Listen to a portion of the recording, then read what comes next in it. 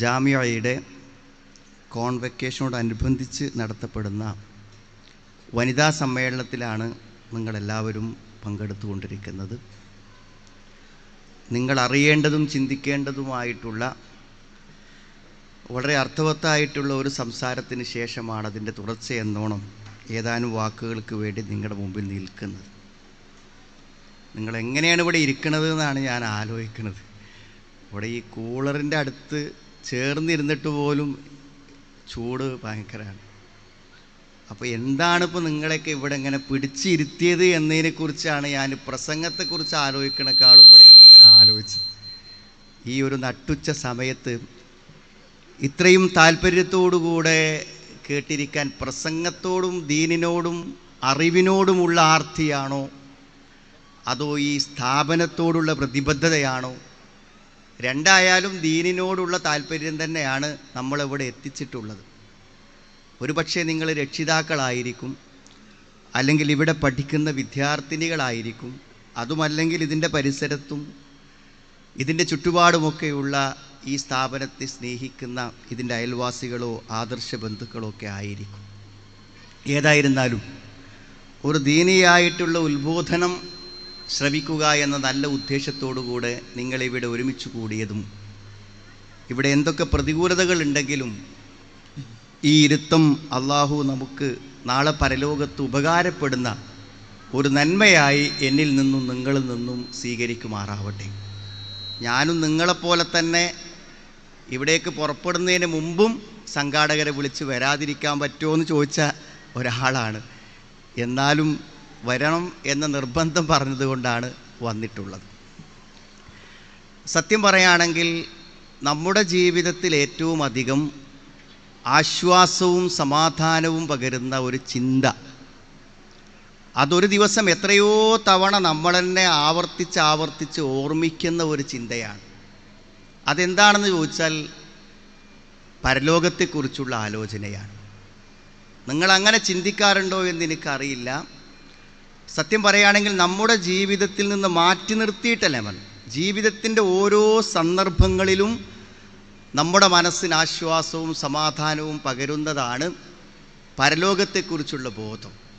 അത്ഭുതമെന്ന് വേണമെങ്കിൽ പറയാൻ പറ്റും. നമ്മളിപ്പോൾ 4 റക്അത്ത് നിസ്കരിക്കുകയാണെങ്കിൽ ആ 4 റക്അത്ത് നമസ്കാരത്തിലും നമ്മളറിയാതെ നമ്മളെ ഓർമ്മിപ്പിക്കപ്പെട്ടുകൊണ്ടിരിക്കുന്നുണ്ട് മാലിക് യൗമിദ്ദീൻ, പ്രതിഫല ദിനത്തിൻ്റെ ഉടമസ്ഥൻ എന്ന്.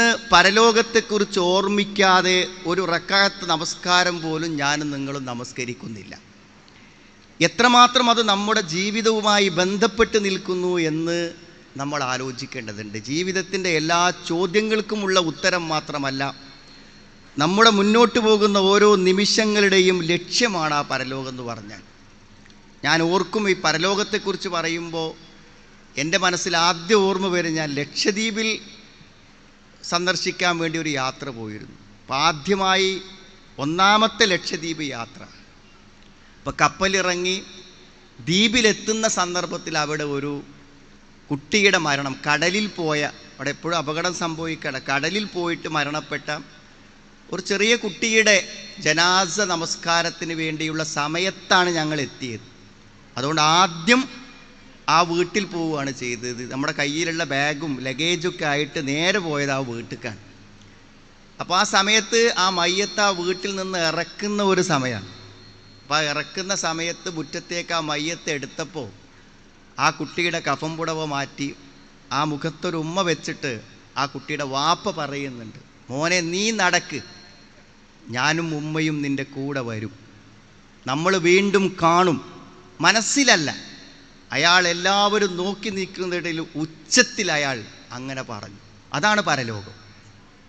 അത് കേട്ട് ആസ്വദിക്കുന്ന ഒരു പ്രഭാഷണമല്ല, മറിച്ച് ജീവിതത്തിൻ്റെ ഓരോ നിമിഷങ്ങളിലും ആ പരലോക ബോധമാണ് നമ്മളെ മുന്നോട്ടേക്ക് നയിക്കുന്നത്. ഭർത്താവ് മരണപ്പെട്ട് ആ ഓർമ്മകൾ മനസ്സിൽ നിന്ന് മായാതെ അയാളുടെ ഡ്രസ്സ് കാണുമ്പോൾ, അയാൾ കിടന്ന റൂം കാണുമ്പോൾ, അയാൾ ഓടിച്ച സ്കൂട്ടി കാണുമ്പോൾ എല്ലാം ആ ഭർത്താവിനെക്കുറിച്ച് മറക്കാൻ പറ്റാതെ ഏകാന്തയായി തുണക്കാളില്ലാഞ്ഞിട്ട് സ്വന്തം വീട്ടിൽ കിടക്കാൻ പറ്റാതെ പുറത്തെവിടെയെങ്കിലും പോയി ആരുടെയെങ്കിലും കൂടെ കിടന്നുറങ്ങേണ്ടി വരുന്ന ഒരു വിധവയോട് ബന്ധുക്കൾ പറയുന്നു, ഒരു നല്ല ആളുണ്ട്, ഒരു വിവാഹത്തെക്കുറിച്ചുള്ള അന്വേഷണം, നിന്നെ തന്നെ വിവാഹം കഴിക്കണമെന്ന് അയാൾ ആവശ്യപ്പെടുന്നു. ഇദ്ദ പൂർത്തിയായി, എന്താ വിവാഹവുമായി മുന്നോട്ട് പോയിക്കൂടെ എന്ന് ചോദിക്കുമ്പോൾ വേണ്ടാന്ന്, ഞാൻ അയാളോടൊപ്പം തന്നെ എത്തും, ഞാൻ അവിടെ അദ്ദേഹത്തോടൊപ്പം തന്നെ ജീവിച്ചു കൊള്ളാമെന്നാണ്. അപ്പോൾ നിങ്ങൾ ആലോചിച്ച് നോക്കൂ, നിങ്ങൾ ഇവിടെ ഒറ്റപ്പെട്ട് ജീവിച്ചിട്ടും കൂടെ ഒരു ഹലാലായി ഒരു തുണയെ കിട്ടുമെന്ന് കണ്ടിട്ടും വേണ്ടെന്ന് പറയുന്നത് എന്തുകൊണ്ടാണ്? പരലോകം ഉണ്ടെന്ന് ഉറപ്പുള്ളത് കൊണ്ടാണ്, പ്രസംഗം കേട്ടത് കൊണ്ടല്ല.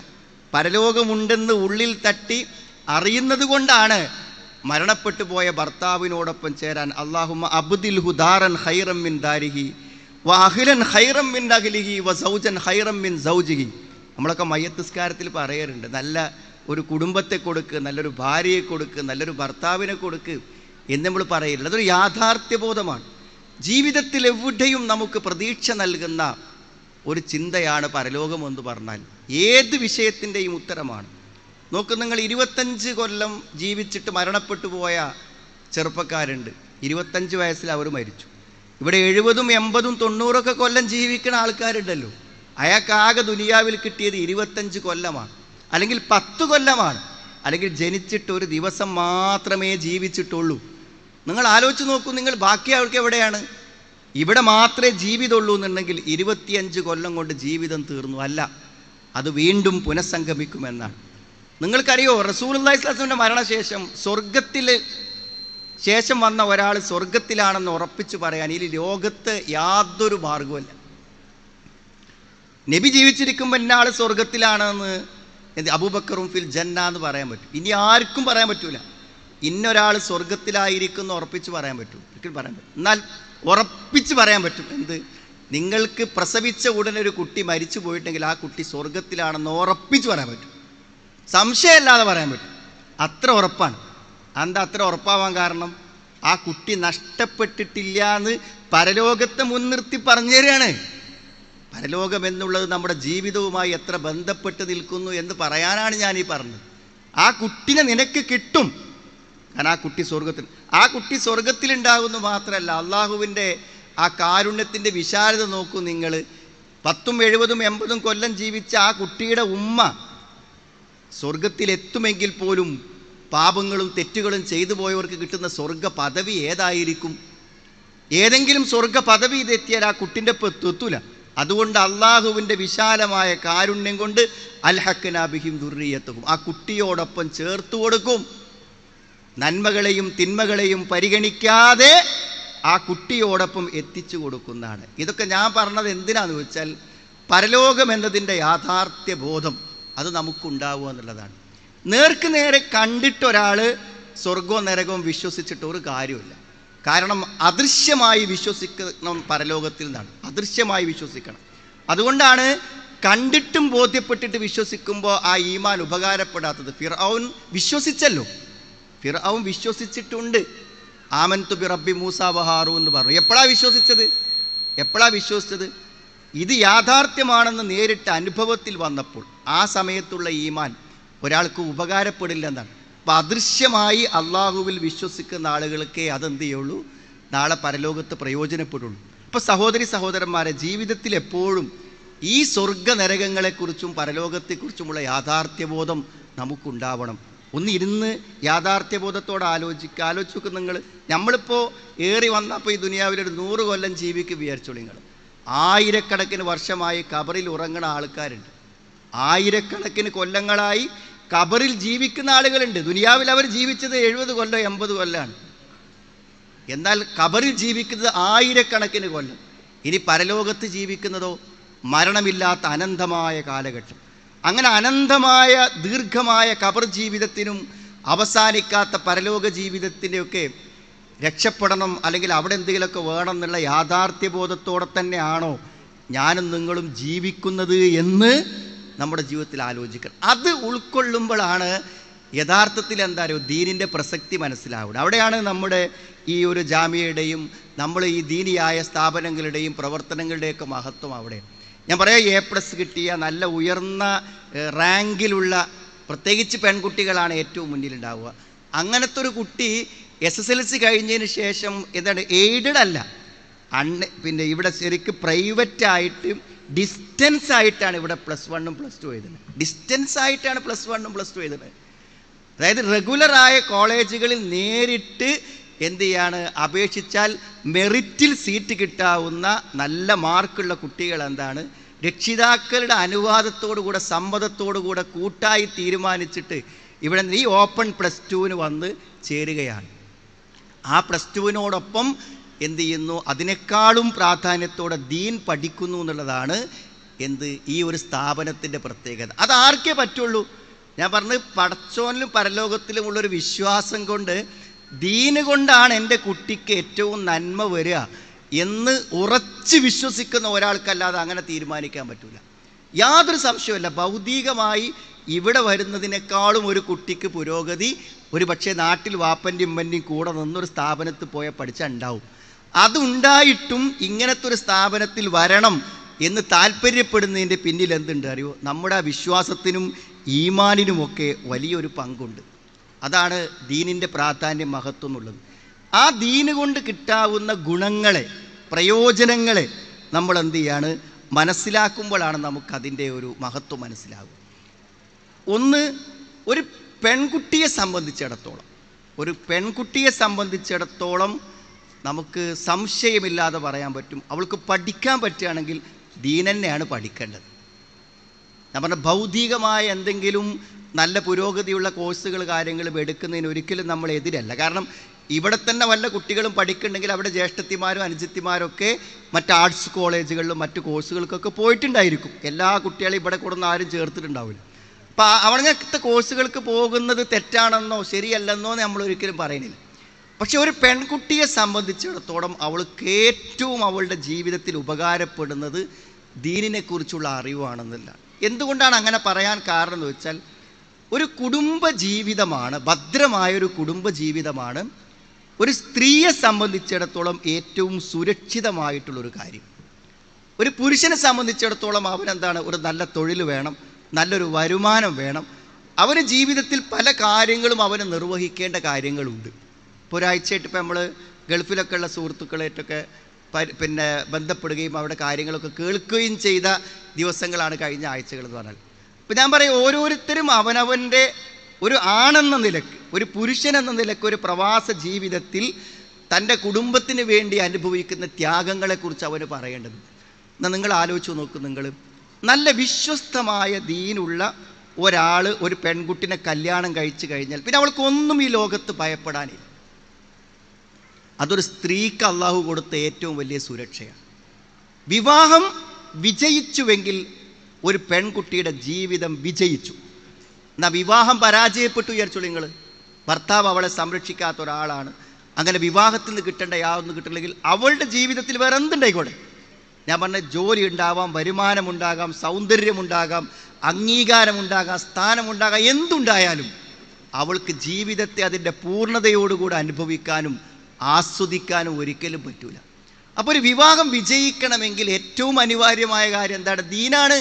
ഫൽഫർ ബിദാത്തിദ്ദീൻ, ഒരു ഫസ്സാലിഹാത്തു കാനിത്താത്തുൻ ഹാഫിലാത്തുൻ ലിൽ ഗൈബ്. ഒരു പുരുഷൻ്റെ ഏറ്റവും വലിയ വിജയം എന്ന് പറഞ്ഞാൽ ദീനുള്ള ഒരു ഭാര്യയാണ്.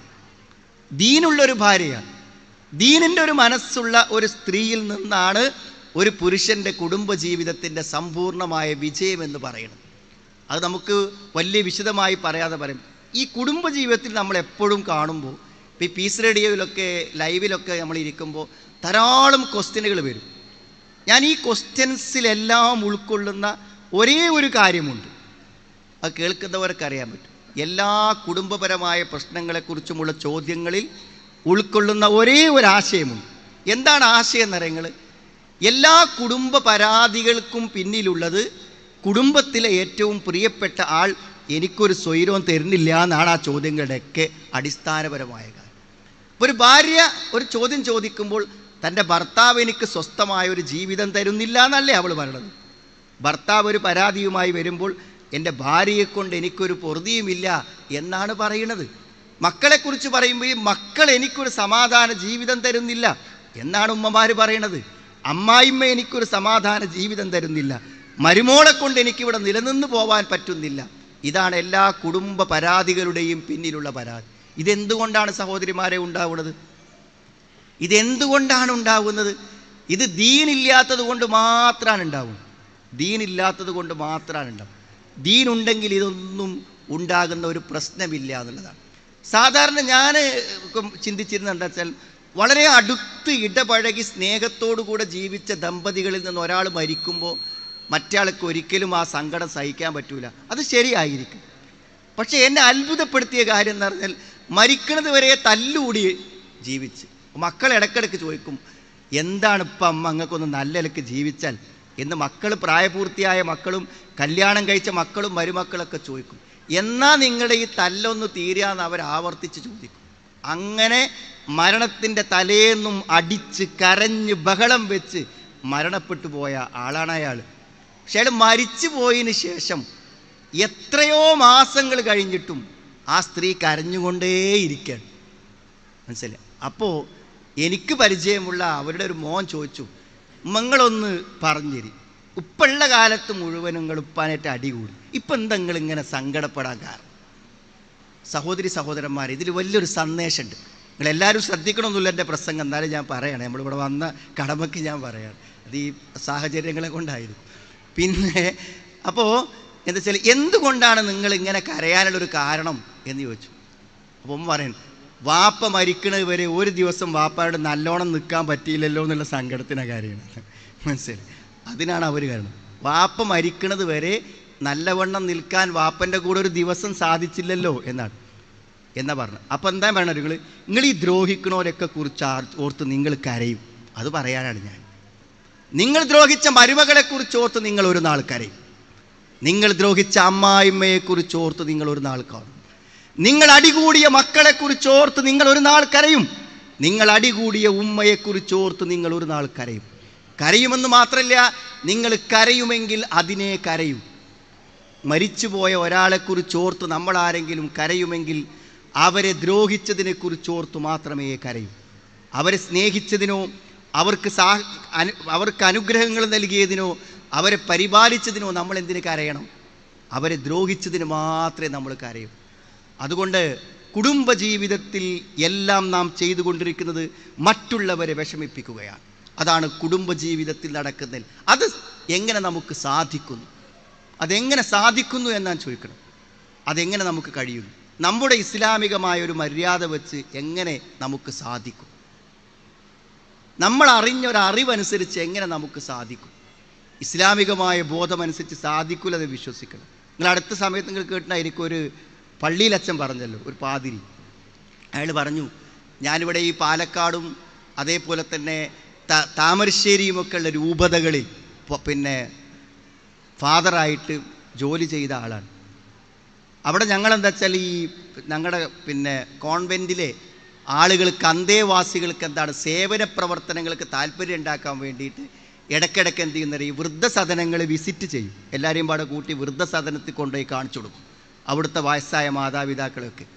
അപ്പം അങ്ങനെ സന്ദർശിക്കാൻ ഈ ഒരു മലപ്പുറം, പാലക്കാട് പരിസരങ്ങളിലുള്ള മിക്കവാറും വൃദ്ധസദനങ്ങളൊക്കെ ഞാൻ പോയി കണ്ടിട്ടുണ്ട് എന്നാണ് ആ ഫാദർ പറയണത്. എന്നിട്ട് അയാൾ പറയാണ്, അവിടെയൊക്കെ എന്നെ അത്ഭുതപ്പെടുത്തിയൊരു കാര്യം എന്താ വെച്ചാൽ, അവിടെയൊക്കെ നമ്മൾ പരിചയപ്പെടുമ്പോൾ മുസ്ലിം ആയിട്ടുള്ള വൃദ്ധന്മാരെയോ വൃദ്ധകളെയോ അവിടെ കാണാൻ കഴിഞ്ഞില്ല എന്നാണ് അയാൾ പറയുന്നത്. എന്താ കാണാൻ കഴിയാത്തത്? അത് നമ്മുടെ ദീനീ ബോധമാണ്. വാപ്പനെയും ഉമ്മനെയും ബുദ്ധിമുട്ടിക്കാൻ പറ്റൂല എന്നുള്ള നമ്മുടെ ബോധം കൊണ്ടാണ്, അല്ലാതെ വേറെന്തെങ്കിലും കാരണമുണ്ടോ? മറ്റുള്ള മതസ്ഥർക്കൊക്കെ ഉള്ള വിഷമങ്ങളും ബുദ്ധിമുട്ടുകളൊക്കെ നമുക്കുമില്ലേ? നമ്മളത് ചെയ്യാത്തത്. നമ്മുടെ ജീവിതത്തിൻ്റെ എല്ലാ കാര്യങ്ങളിലും ആ വിശ്വാസവും ആ അറിവും നമ്മളെ എന്ത് ചെയ്യുന്നതിന് സ്വാധീനിക്കുന്നത്. അപ്പം എന്താ അമ്മായിമ്മനെ സ്വാധീനിക്കാത്തത്?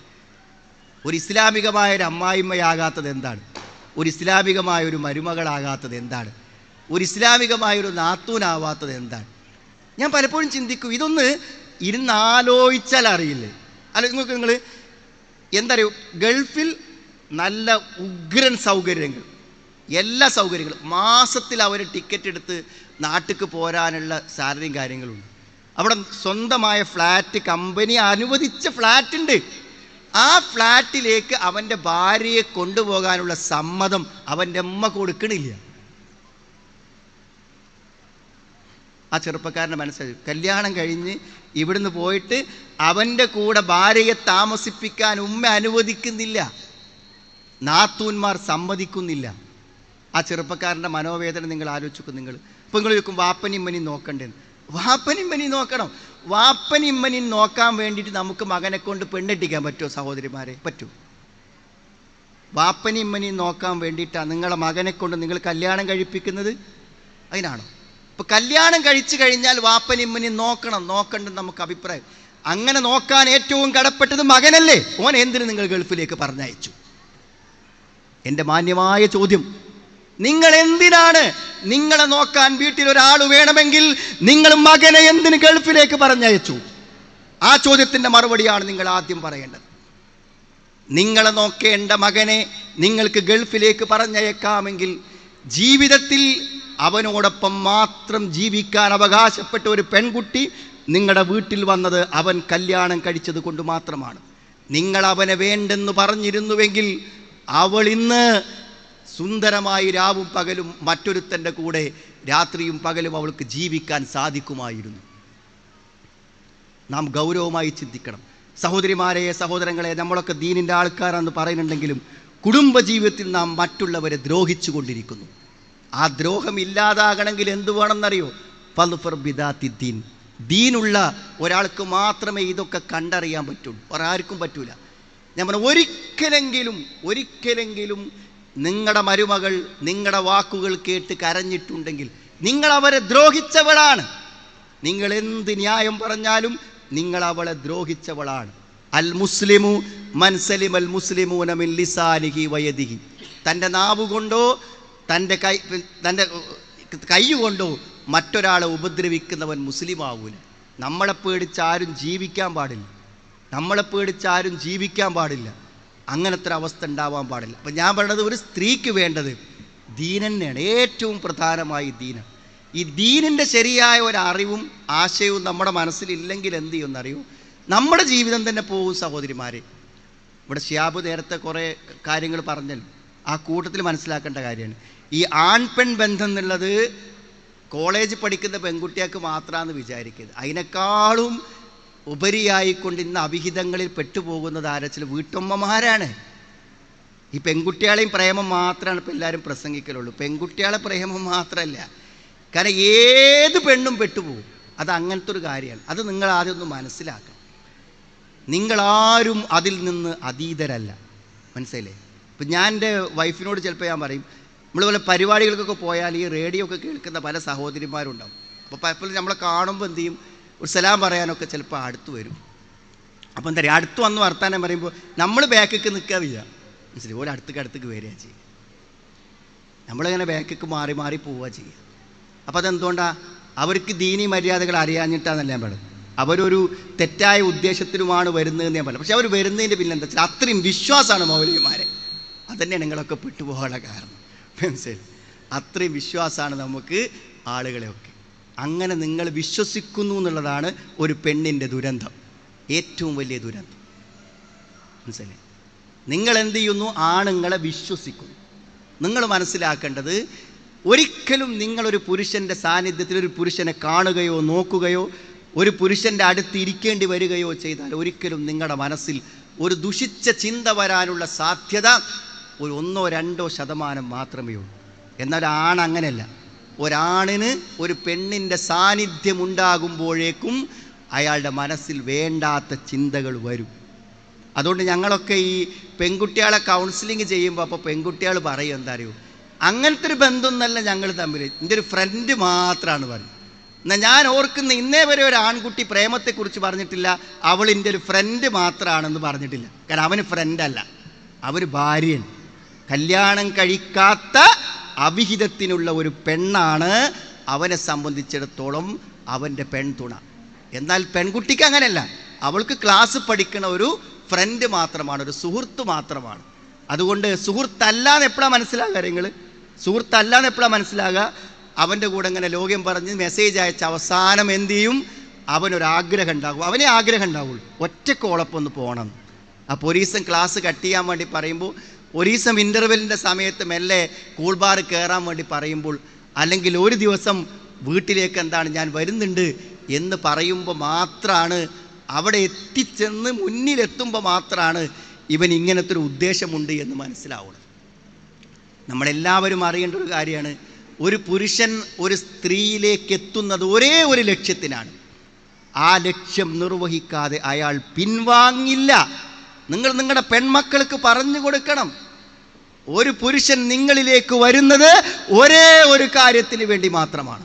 അത് നിർവഹിക്കാതെ അയാൾ ഒരിക്കലും പിൻവാങ്ങില്ല.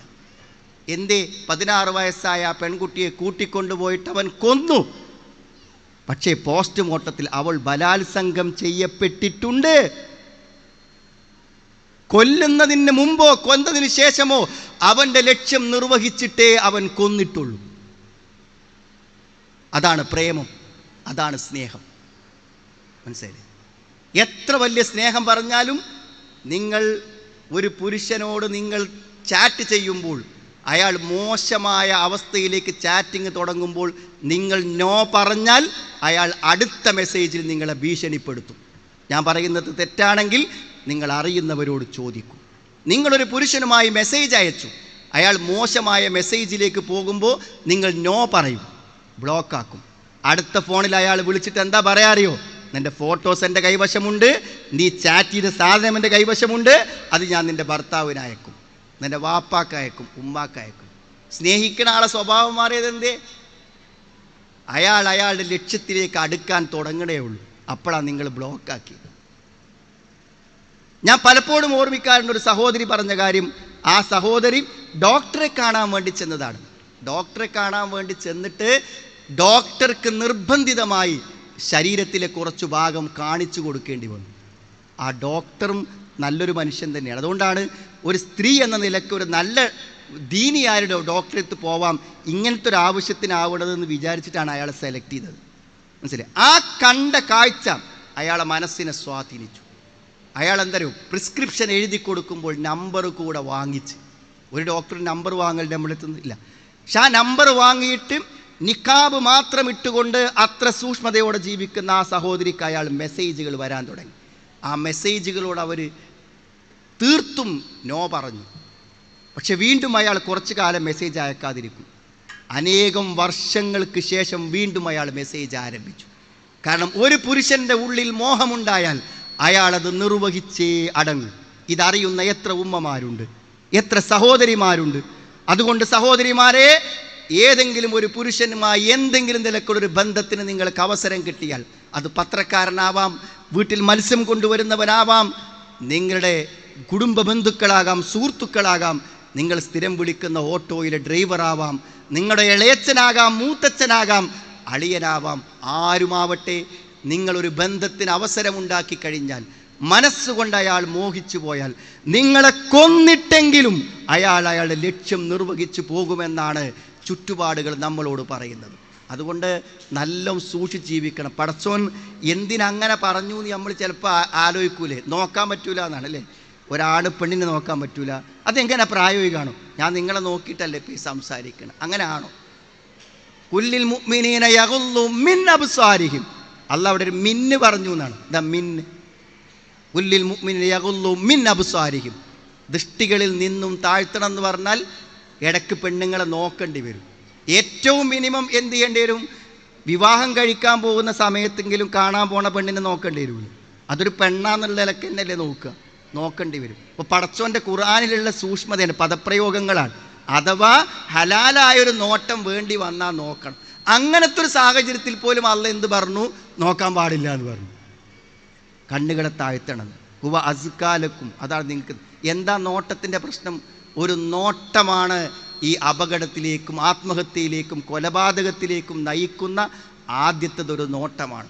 അപ്പോൾ അള്ളാഹു വിരോധിച്ച കാര്യങ്ങൾക്ക് പിന്നിൽ അത്രയും വലിയ സൂക്ഷ്മത നമുക്ക് ആവശ്യമാണ്. ഞാൻ പറഞ്ഞു വരുന്നത്, ദീന് കൊണ്ടേ നമുക്ക് സ്വന്തം ജീവിതത്തിലും സുരക്ഷയുള്ളൂ എന്നാണ്. നമ്മുടെ ജീവിതം രക്ഷപ്പെട്ടു പോകണമെങ്കിലും മാനം കെടാതെ പോകണമെങ്കിലും എന്ത് വേണമെന്നറിയെങ്കിൽ ഇത് വേണം. ഇതിലുള്ള മറ്റൊരു അപകടം കൂടെ ഞാൻ പറയാം. എല്ലാ സ്ത്രീകളും പെട്ടുപോകും എന്ന് പറയുന്നതിൻ്റെ ഒരു കാരണം ഞാൻ പറഞ്ഞു. ഒന്ന്, നിങ്ങൾക്കത് അറിയില്ല എന്നുള്ളതാണ്. രണ്ടാമത്തൊരു കാരണം എന്താണെന്ന് ചോദിച്ചാൽ, ഈ സ്ത്രീ പുരുഷ ബന്ധങ്ങൾക്ക് പിന്നിൽ ആൺ പെൺ ബന്ധങ്ങൾക്ക് പിന്നിൽ എന്താ നിങ്ങൾ വെറും ശാരീരികമായ ലൈംഗികതയോ സെക്സോ മാത്രമല്ല ഉള്ളത്. അതിനപ്പുറത്തേക്ക് എന്താ ഒരു സമാധാനമുണ്ട്, ഒരു ഭയങ്കരമായ സമാധാനം. ആ ഒരു സമാധാനം വളരെ വലുതാണ്. എന്താ സമാധാനം എന്ന് വെച്ചാൽ, ഒരു ആണിനോട് പറയുമ്പോൾ കിട്ടുന്ന സമാധാനം ഒരു പെണ്ണിനോട് സംസാരിച്ചാൽ കിട്ടില്ല. ഒരു പെണ്ണിന് ഒരാണിനോട് പറഞ്ഞാൽ എന്ത് ചെയ്യൂല, ഒരു പെണ്ണിനോട് സംസാരിക്കുന്ന സമാധാനം കിട്ടൂല. അത് ആൺ പെൺ സൃഷ്ടിപ്പിലുള്ളൊരു കാര്യമാണ് പടച്ചോൻ. വമിൻ ആയാതിഹി അൻ ഖലഖ ലക്കും മിൻ അൻഫുസികും അസ്വാജ ലിതസ്കുനു ഇലൈഹ. സമാധാനം അത് തൻ്റെ ഇണയിൽ നിന്ന് കിട്ടുന്നതാണ്. അപ്പം നിങ്ങൾക്ക് എന്താ അറിയോ, സാധാരണ ജീവിതത്തിൽ എന്താ വെച്ചാൽ സ്വന്തം ഭർത്താവിനോടോ അല്ലെങ്കിൽ സ്വന്തം ഭാര്യയോടോ ഒന്നും പൊതുവേ അത്തരത്തിലൊരു മാനസികാവസ്ഥയിൽ ജീവിക്കാത്ത ആളുകളെ സംബന്ധിച്ചിടത്തോളം പുറത്തുനിന്നുള്ള ആൾക്കാരോട് സംസാരിക്കുമ്പോൾ എന്ത് ചെയ്യും, ആ സംസാരത്തിൽ ഒരു ആശ്വാസം കിട്ടും, ഒരു സമാധാനം കിട്ടും. അതാണ്. അപ്പോൾ പലപ്പോഴും പല ആളുകളും എന്താ വെച്ചാൽ അവർക്ക് കുറേ വിഷമങ്ങളൊക്കെ ഉണ്ടാകുമ്പോൾ എന്നോട് പറയും, ഞാനതിന് മറുപടി പറഞ്ഞു കൊടുക്കുന്നതാണ്. ആ വിഷമങ്ങൾ പരസ്പരം പറയാനും ആശ്വസിപ്പിക്കാനും ശ്രമിക്കുമ്പോൾ അത് വേർപെടുത്താൻ പറ്റാത്ത ബന്ധങ്ങളായി വരും. അതുകൊണ്ട് ഞാൻ നിങ്ങളോടും പറയാണ്, ഇപ്പോൾ നിങ്ങളുടെ അയൽപക്കത്തോ നിങ്ങളൊരു ബന്ധുവിലൊരു ആൾ മരിച്ചു, അയാളെ ഭാര്യ വിധവയായി, ഓക്കെ, അവരെ നമ്മൾ സഹായിക്കണം. പക്ഷെ അവരെ സഹായിക്കേണ്ടത് നിങ്ങളാണ്, ഭർത്താവല്ല. മനസ്സിലായി? അതുകൊണ്ട് അയാളിലേക്ക് എന്തെങ്കിലും കാര്യങ്ങൾ ചെയ്തു കൊടുക്കണമെങ്കിൽ അത് നിങ്ങൾ ത്രൂ മാത്രമേ പറ്റുള്ളൂ. കാരണം വിഷമം അനുഭവിക്കുന്ന ഒരാളെ പിന്തുണച്ചാൽ അത് ആണും പെണ്ണുമാണെങ്കിൽ അതൊരു ബന്ധമായി വളരും. അപ്പോൾ നിങ്ങൾ ഈ ക്യാമ്പസിലൊക്കെ ഉള്ള പ്രേമങ്ങളിൽ അവർ പറയുന്ന കഥ എന്താ അറിയുങ്ങൾ, അവരെ ജീവിത വിഷമങ്ങളാണ് കാമുകരോട് പറയാം. അങ്ങനെയാണ് അവിടെ മനസ്സടുക്കുന്നത്. അതുകൊണ്ട് അടുത്തു പോകും. അതുകൊണ്ട് ഒരു വിധവയെ സഹായിച്ചോട്ടെ ഭർത്താവ്, വിരോധമല്ല കേട്ടോ. പക്ഷെ ആ വിധവയ്ക്ക് വേണ്ട സഹായങ്ങൾ എത്തിക്കേണ്ടത് നിങ്ങൾ മുഖേനയാവണം. അപ്പോൾ അയാൾ നിങ്ങളോട് പറയും, ഭർത്താവ് മരിച്ചപ്പോൾ ആണക്കറിയാം, ഞാൻ മരിച്ചു പോയ എന്തിക്കാരം എൻ്റെ അവസ്ഥ ഒക്കെ ശരിയാണ്. പക്ഷെ എന്ത് ചെയ്യണം, അയാളെ സംബന്ധിച്ചിടത്തോളം അയാളല്ല അത് ചെയ്യേണ്ടത്, അത് നിങ്ങളാണ്. പലപ്പോഴും ഇത്തരം ബന്ധങ്ങളാണ് പലപ്പോഴും അപകടകരമായ ബന്ധങ്ങളായി നിൽക്കുന്നത്. ഈ അടുത്തൊരു സമയത്തൊരു സ്ത്രീ ചോദിച്ചൊരു ചോദ്യം എൻ്റെ മനസ്സിൽ ആ സമയത്ത് ഓർമ്മ വന്നതാണ്. അപ്പോൾ അവർ പറഞ്ഞു, അവിടെ ഭർത്താവ് മരിച്ചു, മനസ്സിലായി, ഇദ്ദ കഴിഞ്ഞു. അപ്പോൾ എന്താ വെച്ചാൽ ഇദ്ദ കഴിഞ്ഞതിന് ശേഷം എന്താ വെച്ചാൽ അവരുടെ അയൽവാസിയായിട്ടുള്ള ഒരാൾ എന്ത് ചെയ്യും, വീട്ടിലേക്ക് എന്തെങ്കിലും സാധനം വേണോ, അവിടെ എന്തെങ്കിലും പ്രശ്നമുണ്ടോ എന്ന് അയാളിങ്ങനെ അന്വേഷിക്കും. അപ്പോൾ ഇവർക്ക് എന്തുള്ളൂ തോന്നുന്നു, അങ്ങനെ ആരുമില്ലാത്തൊരു സമയത്തൊരു കാര്യങ്ങൾ ചോദിക്കാൻ ഒരാൾ നിൽക്കാം. ഇടയ്ക്ക് അയാൾ സാധനം വാങ്ങിയ പൈസ ഒന്നും വാങ്ങൂല, മനസ്സിലായി, അങ്ങനെയായി. പക്ഷെ കുറച്ച് മുന്നോട്ട് പോയപ്പോഴാണ് എന്തായത്, അയാളുടെ മെസ്സേജും പെരുമാറ്റങ്ങളും സ്വഭാവങ്ങളും മാറിയെന്ന് മാത്രമല്ല, അവരപകടത്തിൽപ്പെട്ടു, അബദ്ധത്തിൽപ്പെട്ടു, ഏറ്റവും മാരകമായ തെറ്റുകൾ സംഭവിച്ചു. ആ തെറ്റിൻ്റെ കുറ്റബോധത്തിൽ ഇനി എനിക്കെങ്ങനെ എൻ്റെ പരലോകത്ത് രക്ഷപ്പെടാൻ പറ്റും എന്നതിന് ആത്മാർത്ഥമായ ഒരു തൗബക്കും രക്ഷപ്പെടാനുമുള്ള വഴികളെക്കുറിച്ചും പുറത്തു കിട്ടുമെന്നൊക്കെ ചോദിക്കാനുമൊക്കെയാണ് അവർ വോയിസ് അയക്കുന്നത്. പക്ഷേ ഞാൻ നിങ്ങളോട് പറയണത് സത്യത്തിൽ എന്താണ്, ഇങ്ങനത്തെ ഒരു സാഹചര്യം വരുമ്പോൾ ആളുകൾ എന്ത് ചെയ്യും, അപകടങ്ങളിൽ പെട്ടുപോകും. എപ്പോഴും നല്ല സൂക്ഷ്മയും നല്ല ജാഗ്രതയും ഇല്ല എന്നുണ്ടെങ്കിൽ നമ്മുടെ ഈ അപകടങ്ങളിൽ പെട്ടുപോകാനുള്ള സാധ്യതകളുണ്ട്. അപ്പോൾ ദീന് വേണം നമ്മുടെ കുടുംബജീവിതം നന്നായി പോകാൻ. ഞാൻ പറഞ്ഞു, ദീന് വേണം നമ്മുടെ ഓരോരുത്തരുടെയും സ്വന്തം സുരക്ഷ. നമ്മൾ അപകടത്തിൽ പെട്ടുപോകാതെ മുന്നോട്ട് പോകണം എന്നുണ്ടെങ്കിൽ നമുക്ക് അങ്ങനെ. നാലാമത്തെ ഒരു കാര്യം, ദീന്. നമ്മുടെ കുട്ടികൾ ഇവിടെ പഠിക്കുന്നത് മാത്രമല്ല, ഞാൻ പറഞ്ഞത് ദീനെ ആയിട്ട് നിങ്ങൾ അറിവ് നേടുന്നതിൻ്റെ ഏറ്റവും പ്രധാനപ്പെട്ട ആവശ്യം എന്ന് പറഞ്ഞാൽ നിങ്ങളുടെ മക്കൾ നിങ്ങളുടെ ഒരു പകർപ്പാണ്. നിങ്ങളുടെ മക്കൾ നിങ്ങളുടെ ഒരു പകർപ്പാണ്. ലോകത്തെ മഹാന്മാരായ ഇമാമിങ്ങളൊക്കെ ഇമാമിങ്ങളായത് അവരമ്മമാരെ കൊണ്ടാണ്, മനസ്സിലായി. നിങ്ങൾക്ക് വലിയ പങ്കുണ്ട് നിങ്ങളുടെ കാര്യത്തിൽ. അത് നിങ്ങൾക്ക് ദീനുണ്ടെങ്കിൽ മാത്രമേ അത് നടക്കുള്ളൂ. ദീനില്ലെങ്കിൽ നിങ്ങളുടെ കുട്ടികളിൽ ദീനുണ്ടാവാനുള്ള യാതൊരു സാധ്യതയുമില്ല. അതുകൊണ്ട് ഞാൻ പറഞ്ഞപ്പോൾ ഒരു പക്ഷേ ഈ ജാമ്യയിൽ പഠിക്കുന്ന ഒരു പെൺകുട്ടി ഇവിടുന്ന് കോഴ്സൊക്കെ പൂർത്തിയാക്കി പുറത്തു പോയി കഴിഞ്ഞാൽ അവൾ ഭയങ്കര പ്രസംഗകയായി, ഭയങ്കര എഴുത്തുകാരിയായി, ഭയങ്കര പ്രബോധകയായി മാറുന്നു എന്ന് നമുക്ക് പറയാൻ പറ്റില്ല. പക്ഷെ ഞാൻ പറയാം, അവൾക്ക് 2 കുട്ടികളുണ്ടെങ്കിൽ ആ കുട്ടികളെ ദീനിയായി വളർത്താൻ അവൾക്ക് പറ്റിയാൽ പോലും ഈ സമൂഹത്തിന് 2 പണ്ഡിതന്മാരെ സംഭാവന ചെയ്യാൻ, 2 നല്ല മനുഷ്യന്മാരെ സംഭാവന ചെയ്യാൻ ഒരുപക്ഷെ ഈ ക്യാമ്പസിൽ പഠിച്ചത് കൊണ്ട് അവൾക്ക് പറ്റും. ഒരു ഉമ്മൻ്റെ ദൗത്യം അതാണ്. ഒരു ഉമ്മൻ്റെ ദൗത്യം അതാണ്. നമ്മളെ പള്ളിയിൽ ഒരു അറബി കോളേജ് തുടങ്ങാൻ വേണ്ടി തീരുമാനിച്ചപ്പോൾ അത് ആൺകുട്ടികൾക്ക് വേണോ പെൺകുട്ടികൾക്ക് വേണോ എന്ന് ചർച്ച വന്നപ്പോൾ ഞാൻ പറഞ്ഞു, അത് പെൺകുട്ടികൾക്കാണ് തുടങ്ങേണ്ടതെന്നാണ്. അതെന്താ പെൺകുട്ടികൾക്കാണ് തുടങ്ങേണ്ടത്? ഒരു പെൺകുട്ടിക്ക് പറ്റുന്നത് ഒരാൺകുട്ടിക്ക് പറ്റൂല. ഇപ്പോൾ ദായി പ്രഭാഷകൻ എന്ന് പറഞ്ഞാൽ ഏതെങ്കിലും മഞ്ചേരി അങ്ങാടിൻ്റെ ഒരു സ്റ്റേജ് ഓപ്പൺ സ്റ്റേജ് കയറി ഇവിടുത്തെ പെൺകുട്ടികളൊക്കെ പ്രസംഗിക്കുമെന്നല്ലല്ലോ അതിൻ്റെ അർത്ഥം. അതുകൊണ്ട് സ്വന്തം കുടുംബത്തിൽ ദീന് കൊണ്ടുവരാൻ നമുക്ക് പറ്റുന്നില്ല. വൽ മർഅത്തു റാഇയത്തുൻ അലാ ബൈത്തി ബഅലിഹാ വ വലദിഹി എന്നാണ്. ഭർത്താവിൻ്റെയും മക്കളുടെയും വീട്ടിലുള്ള യഥാർത്ഥ ഭരണാധികാരിയാണ് ആരെന്ന് പറഞ്ഞാൽ ഒരു സ്ത്രീ എന്ന് പറഞ്ഞാൽ നിങ്ങൾക്ക് പറ്റും. നിങ്ങൾ ചിലപ്പോഴൊക്കെ നിങ്ങൾക്ക് അനുഭവപ്പെട്ടിട്ടുണ്ടായിരിക്കും, നിങ്ങൾ വളരെ മനോഹരമായി സൂക്ഷിച്ചു വരുന്ന നിങ്ങളുടെ വീട്ടിലെ സെറ്റി, നിങ്ങളുടെ പൂച്ചട്ടികൾ അല്ലേ, നിങ്ങളുടെ ഗ്ലാസ്, അലമാര, ബാത്റൂം, ഇതൊക്കെ ചിലപ്പോൾ ഒരു വിരുന്നേര് വന്നാൽ പോകുമ്പോഴൊക്കെ എന്താവും, അതെല്ലാം അടിച്ച് തകർത്ത് എന്ത് ചെയ്യും, തരിപ്പണമാക്കിയിട്ടുണ്ടാവും. അപ്പോൾ നിങ്ങൾ ആലോചിക്കാറില്ലേ ഈ കുട്ടികളൊക്കെ എങ്ങനെയാണ് ഇവരെ വീട്ടിൽ കഴിഞ്ഞുകൂടി പോണതെന്ന് ആലോചിക്കില്ലേ? നിങ്ങൾ എപ്പോഴൊക്കെ ആലോചിച്ചിട്ടുണ്ടാവും? ഒരു 2 മണിക്കൂർ വരെ ഈ വീട്ടിൽ വന്നപ്പോഴൊക്കെ നിൻ്റെ വീട് ഈ കോലത്തിലായിട്ടുണ്ടെങ്കിൽ ഈ കുട്ടികൾ എങ്ങനെയാണ് അവരാണ്. അപ്പോൾ നിങ്ങൾ സത്യത്തിൽ അവിടെ ആരെയാണ് പ്രതിയായി വിചാരിക്കുക? ആ കുട്ടിനെയാണോ? അല്ല ആ വാപ്പനും ഇമ്മനെയാണ്? എന്താ ഇവരൊക്കെ മക്കളെ അവസ്ഥ എന്ന് പറയും. അപ്പം നിങ്ങളെ കുട്ടികളെ പറ്റി അങ്ങനെ പറയുകയാണെങ്കിൽ നിങ്ങളത്തെ ഒരു മറുപടി ഉണ്ടല്ലോ അല്ലേ? നിങ്ങളെ കുട്ടികളായിട്ട് നിങ്ങൾ വിരുന്ന് പോയിട്ട് ആ വീട് മുഴുവൻ അടിച്ച് തകർത്തിട്ട് ആ വീട്ടുകാർ പറയാണ് എൻ്റെ കുട്ടികൾ വന്ന് പോയതിന് ശേഷം ഇവിടെ നിന്ന് നേരായിക്കിട്ടെ നമ്മൾ കുറച്ച് അധ്വാനിച്ചിട്ടെന്ന് പറയുമ്പോൾ എന്താ വെച്ചാൽ കുട്ടികൾ അങ്ങനെ ആകണീന് ഞങ്ങൾ എന്താ ചെയ്യണമെന്നല്ലേ പറയാം അല്ലേ? എല്ലാവർക്കും കുട്ടികളെ നേരാക്കാൻ പറ്റുമെന്നാണ്.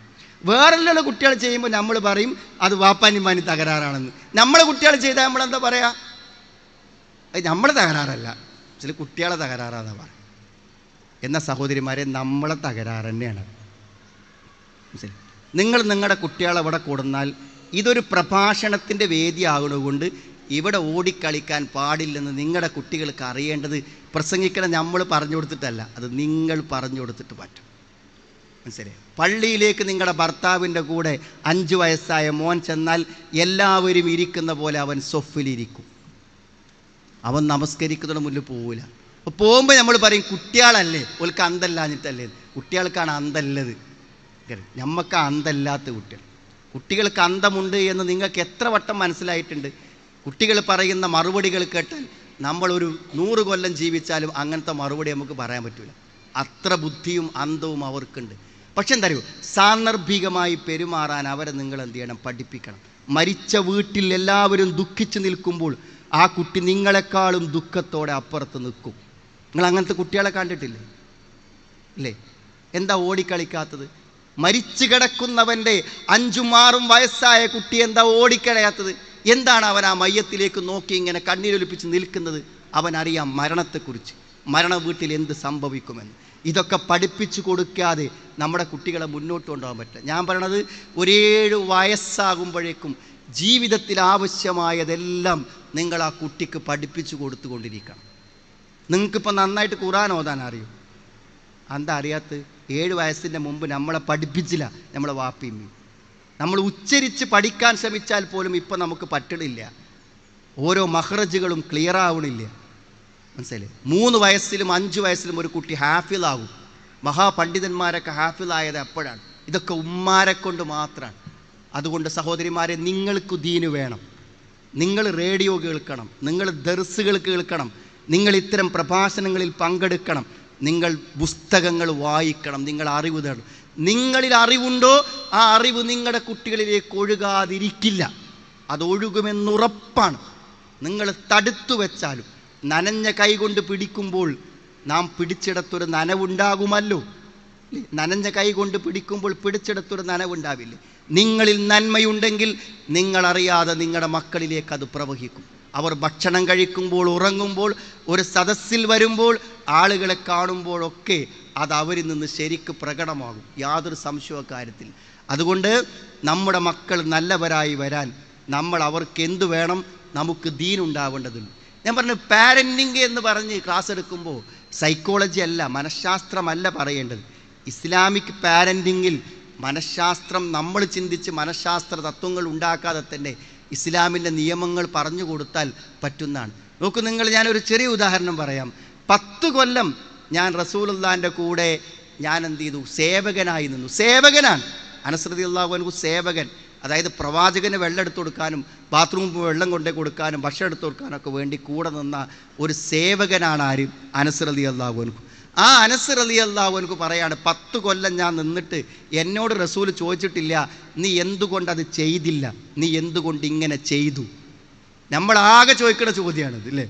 നമ്മളെപ്പോഴും ജീവിതത്തിൽ മക്കളോട് ചോദിക്കുന്ന ചോദ്യമാണെന്ത്, എന്താപ്പത്, എന്തെങ്ങനെ ചെയ്തു, എന്തേ കാണിച്ച്, എന്തേ ചെയ്തു, എവിടെ പോയി എന്ന് നമ്മൾ ചോദിച്ചുകൊണ്ടിരിക്കും. അതായത് നമ്മുടെ ചോദ്യങ്ങളൊന്നും എന്തല്ല, ഒരു കുട്ടിയെ നമ്മളിലേക്ക് ആകർഷിക്കാനോ നമ്മൾ പറയുന്നത് കേൾക്കാനോ മനസ്സുകൊണ്ട് പറ്റുന്നതല്ല. നല്ല സ്നേഹത്തോടുകൂടെ വിമർശനങ്ങളും കുറ്റപ്പെടുത്തലുകളും ഇല്ലാതെ സംസാരിക്കാനെങ്കിലും നമ്മൾ പഠിച്ചാൽ തന്നെ നമ്മുടെ വീട്ടിൽ വലിയ മാറ്റങ്ങൾ ഉണ്ടാകുമെന്ന കാര്യത്തിൽ യാതൊരു സംശയവുമില്ല. അതുകൊണ്ട് ഞാൻ അതിൻ്റെ അടിസ്ഥാന കാര്യങ്ങൾ പറഞ്ഞതാണ്. ദീന് നമ്മൾ പഠിക്കേണ്ടതിൻ്റെ ദീനിയായ പണ്ഡിതകളായി നമ്മുടെ പെൺമക്കൾ വളർന്നു വരേണ്ടതിൻ്റെ ആവശ്യകത എന്താണെന്ന് ചോദിച്ചാൽ, അവർക്ക് ദീൻ കിട്ടുന്നതിൻ്റെ പ്രയോജനം മറ്റാർക്ക് ദീൻ കിട്ടിയാലും ഉണ്ടാവില്ല. ഒരു കുടുംബം സമാധാനകരമാകാൻ നിങ്ങൾക്ക് ദീനുണ്ടെങ്കിൽ പറ്റും. നിങ്ങളുടെ ജീവിതത്തിൽ എപ്പോഴും സമാധാനത്തോടെ ജീവിക്കാൻ പരലോകബോധവും ദീനുമുണ്ടെങ്കിൽ നമുക്ക് പറ്റും. നമ്മുടെ മക്കൾ ദീനിയായി വളരാൻ നമുക്ക് ദീനുണ്ടെങ്കിൽ പറ്റും എന്ന കാര്യത്തിൽ സംശയമില്ല. അതുകൊണ്ട് ദീനിൻ്റെ പഠനങ്ങൾക്ക് മുൻഗണന കൊടുത്ത് അത് പഠിക്കാനുള്ള അവസരങ്ങളെ ഉപയോഗപ്പെടുത്തി നമ്മുടെ മക്കളെ ദീനുള്ളവരായി വളർത്താനും നമുക്ക് ദീനുണ്ടാവാനും നമ്മളെല്ലാവരും പരമാവധി പരിശ്രമിക്കണം എന്ന് മാത്രമാണ് ഈ സന്ദർഭത്തിൽ ഓർമ്മപ്പെടുത്തുന്നത്. ഞാൻ ദീർഘിച്ച് പറയുന്നില്ല. തീർച്ചയായും തുടക്കം മുതൽ അവസാനം വരെ ഈ വാക്കുകൾ വളരെ മനസ്സാന്നിധ്യത്തോടുകൂടെ നിങ്ങൾ കേട്ടിരുന്നു എന്നതിൻ്റെ സന്തോഷം നിങ്ങൾ അറിയിച്ചുകൊണ്ടും അള്ളാഹു ഇതൊരു സൽക്കർമ്മമായി നമ്മളിന്ന് സ്വീകരിക്കട്ടെ എന്ന് പ്രാർത്ഥിച്ചുകൊണ്ടും ഞാൻ എൻ്റെ വാക്കുകൾ ചുരുക്കുന്നു. അസ്സലാമു അലൈക്കും വറഹ്മത്തുള്ളാഹി.